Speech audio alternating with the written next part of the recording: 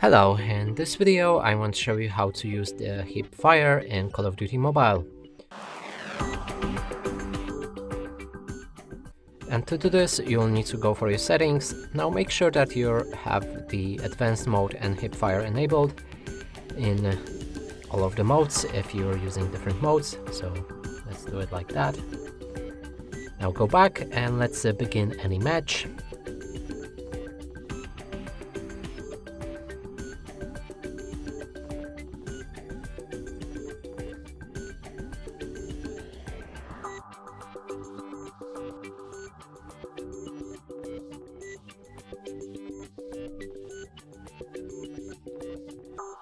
And right here you have a button which you can use the hip fire with.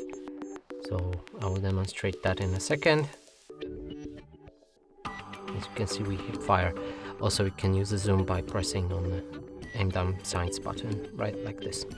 And that's it for this video. Hope you like it. Please consider subscribing to our channel, leave a like and a comment below.